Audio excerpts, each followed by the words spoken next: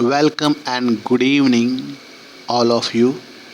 Here, all students and friends are going to study about a special topic gravitation. This is second syllabus, half of syllabus. I mean to say that final syllabus of class 9.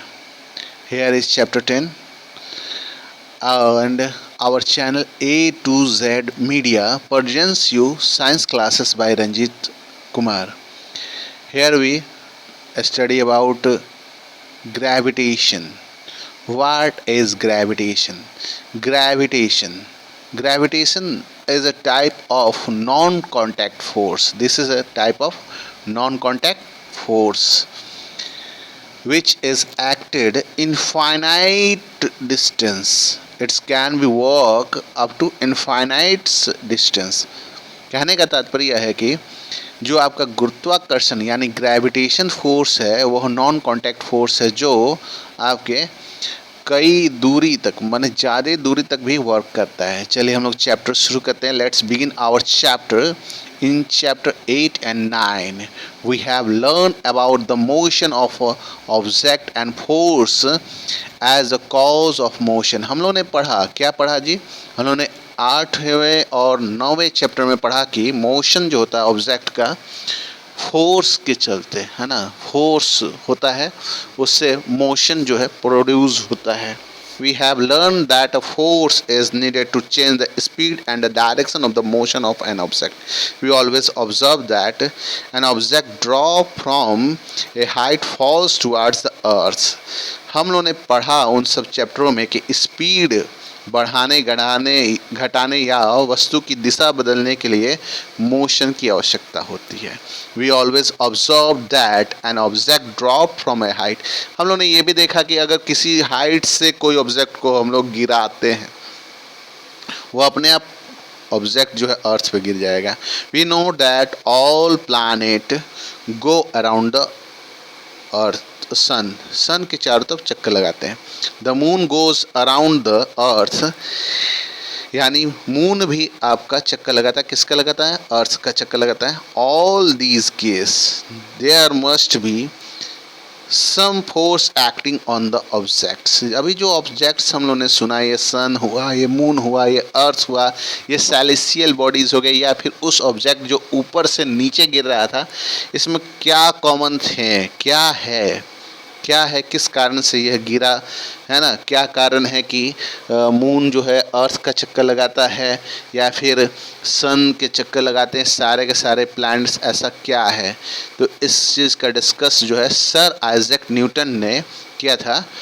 Isaac Newton could grasp that the some force is responsible for all these type of force is called gravitational force। यानी Newton ने इसको explain किया कि ये सारे के सारे जो अभी हम लोग ने बातें सुनी, जैसे मून जो है वह चक्कर लगाता है आपके अर्थ का, उसी तरह से प्लैनेट जो है वह आपके सन का चक्कर लगाते हैं, और उसी तरह से आपका कोई ऊपर की रखी हुई वस्तु अपने आप जो गिर जाती है, अगर उसे हमने छोड़ दिया, कहीं हैंग नहीं किया, कहीं सपोर्ट नहीं दिया, वो अपने आप नीचे गिर जाती है। तो इसका कारण एक ही है, ग्रेविटेशनल फोर्स। चलिए तो हम लोग जानेंगे इस चैप्टर में क्या क्या हम लोग डिस्कस करने जा रहे हैं। In this chapter we shall learn about gravitation and the universal of gravitation. We shall discuss the motion of an object under the influence of gravitational force on the earth. We shall study how the weight of a body varies from place to place. We shall also discuss the condition for object float in liquids. इस chapter में कुछ special चीज़ें हम लोग पढ़ने जा रहे हैं, जैसे ग्रेविटेशन, ठीक है, ग्रेविटेशन, यूनिवर्सल ऑफ ग्रेविटेशन पढ़ेंगे, गुरुत्व के सार्वत्रिक नियतांक, है ना। We shall discuss the motion of object. हम लोग ऑब्जेक्ट के मोशन के बारे में पढ़ेंगे जो ग्रेविटेशनल फोर्स के चलते, अर्थ की ग्रेविटेशनल फोर्स के चलते कार्य करता है। We shall study how the weight of an body varies from place to place. अलग अलग जगह पे बॉडी का जो वजन है वो क्यों बदलते जाता है। We shall also discuss the condition for, हम लोग उस कंडीशन को भी जानेंगे जो तरलों में प्रवाह नहीं, पानी में तैरना। पानी में तैरते क्यों हैं चीज़ें, ये सब हम लोग डिस्कस करेंगे। Let's begin our new topic, newly fresh topic, gravitation, गुरुत्वाकर्षण। ग्रेविटेशन को हिंदी में हम लोग गुरुत्वाकर्षण कहते हैं, है ना। ये गुरुत्वाकर्षण होता क्या है, इसको समझना है हम लोग को और अच्छी तरह समझना है। ये पूरा चैप्टर उसी से है। We know that the moon goes around the earth. हम लोग जानते हैं कि मून जो है अर्थ के चारों तरफ घूमता है। An object when thrown upward reaches a certain height and then fall downward.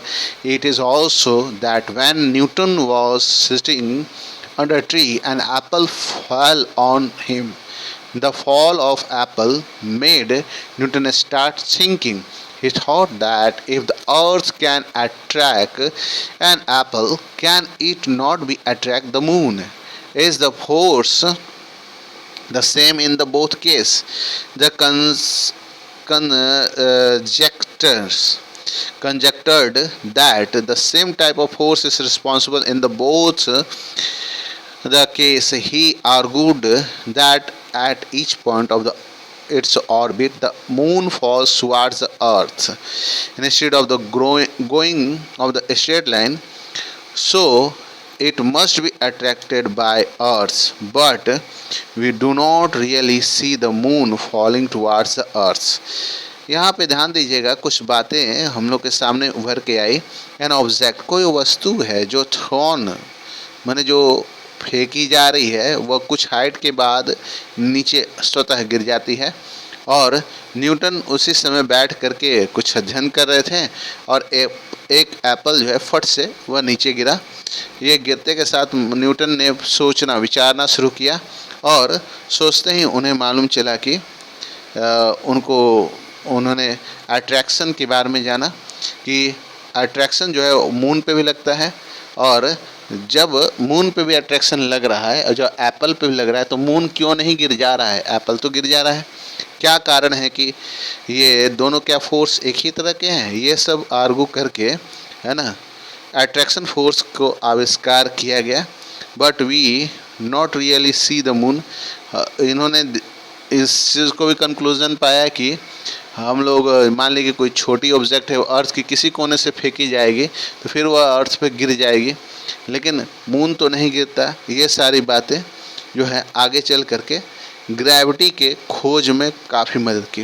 Late us start to understand the motion of the moon by recalling activity 8.11। 8.11 activity है ना, ये आपका एक्टिविटी एक्चुअल में 11 नहीं है, 11 वाला एक्टिविटी उधर है मोशन ऑफ मून के बारे में। तो हम लोग 10.1 देखेंगे। Take a piece of thread, एक धागा ले लिया, उसके एंड को हम लोग उसमें कुछ बांध दे रहे हैं, जैसे पत्थर वगैरह कुछ, जैसे फिगर में दिया हुआ फिगर यहाँ देखेंगे। और क्या कहते हैं कि घुमाना शुरू करते हैं। Note the motion of the stone, stone के मोशन को देखेंगे। रिलीज द थ्रेड, थ्रेड को छोड़ेंगे। Again note the direction of the motion of the stone, stone के डायरेक्शन को हम लोग देखेंगे, एब्जॉर्ब करेंगे। ठीक है, हम लोग ऑब्जॉर्व करेंगे। ठीक है, तो a stone describing a circular path with the velocity of constant magnitude. तो हमने ये नहीं पाया कि एक कांस्टेंट मैग्नीट्यूड वेलोसिटी के चलते ही सर्कुलर पाथ में घूमेगा। Before the thread is release, the stone move in the circular path with a certain speed of changing direction at every point. The change in direction involve change in its velocity or acceleration. The force that cause this acceleration and keep the body moving along the circular path is acting towards the center. This force is called centripetal force, mean central seeking force. तो कहने का तात्पर्य यह है, यहाँ पे क्या बातें बताई गई। जब हम लोग थ्रेड को रिलीज़ कर रहे थे, द स्टोन, उसी समय स्टोन जो है मूव करना शुरू हो गया सर्कुलर पाथ में कुछ स्पीड से, चेंजिंग डायरेक्शन को चेंज करते हुए एवरी पॉइंट में। और डायरेक्शन जो है आपका चेंज हो रहा था वेलोसिटी और एक्सेलेरेशन से, है ना। द फोर्स दैट कॉज, एक फोर्स था जिसके चलते ये एक्सेलेरेशन या आपका मोशन रहा होगा। तो ये इसी कारण से ये सर्कुलर पाथ में मूव करता रहा। इसी फोर्स को हम लोग बोलते हैं सेंट्रीपिटल फोर्स, यानी सेंटर सीकिंग फोर्स इसको बोलते हैं। In the absence of this, इसकी अनुपस्थिति में force the stone flies off along a straight line, this straight line will be tangent to the circular path. अगर इसकी अनुपस्थिति रहेगी तो आपका स्टोन जो है फट से सर्कुलर ट्रैक को छोड़ता हुआ सीधे टेंजेंट लेता हुआ जो है फेंका जाएगा, दूर फेंका जाएगा। जैसे यहाँ देख रहे हैं, या तो इस डायरेक्शन में ऐसे से गोल गोल घूम रहा था, तो घूमने के क्रम में जब सेंट्रीपिटल फोर्स अचानक से कमज़ोर पड़ेगा तो यह बाहर की तरफ फेंका जाएगा। ठीक है, इस तरह से क्या है कि ये आपका जो फिगर है इसको समझ लिए, टेंजेंट ऑफ सर्किल को दिखाया है, एक लाइन स्ट्रेट लाइन ड्रॉ किया गया है ना। ये आपका बी जो है टेंजेंट है, इसमें बी पॉइंट जो है।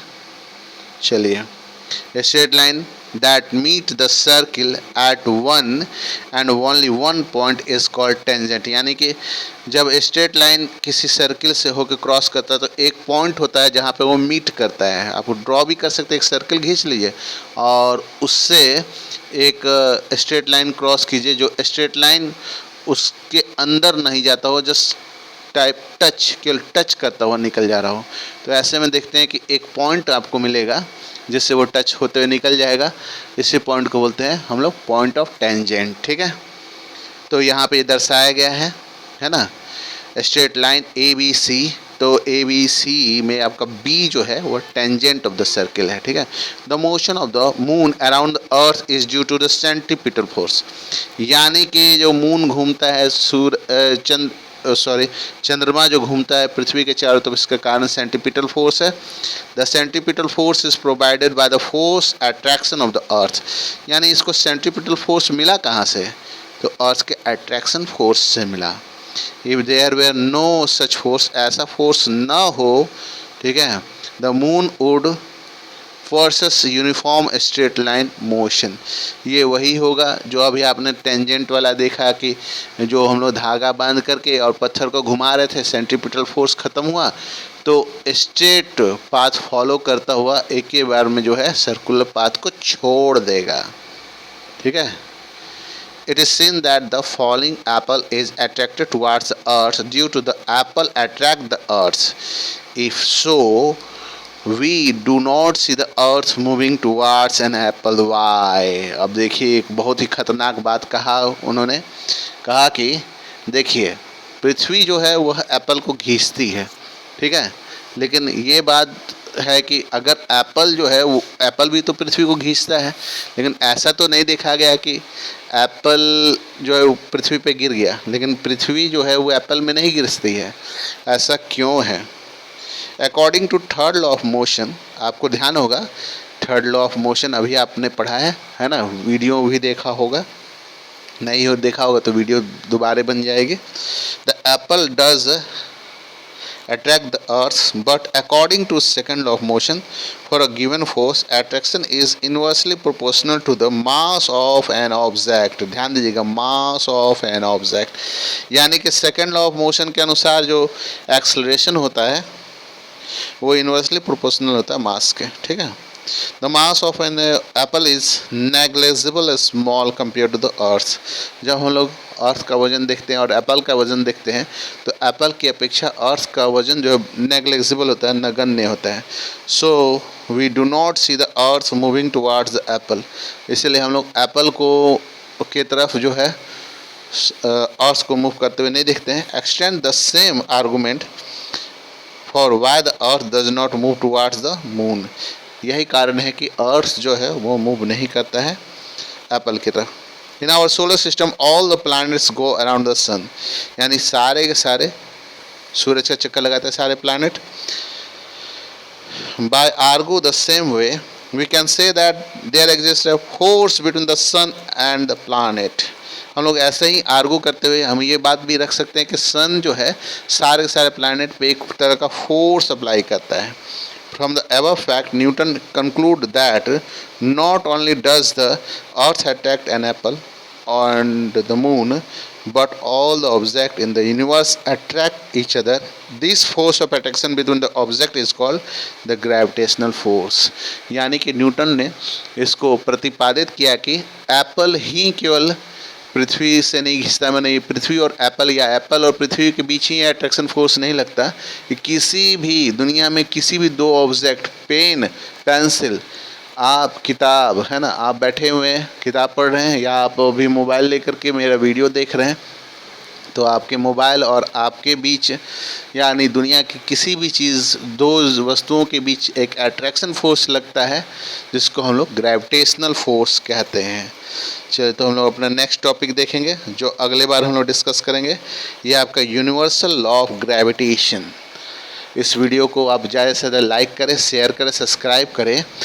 मैं जल्दी ही इसका हिंदी वाला भी जो है आपको वीडियो में जल्दी ही वीडियो जो है बना करके पब्लिश करूँगा, जिसको आप देख करके ज़्यादा से लाइक करेंगे, शेयर कर, सब्सक्राइब करेंगे।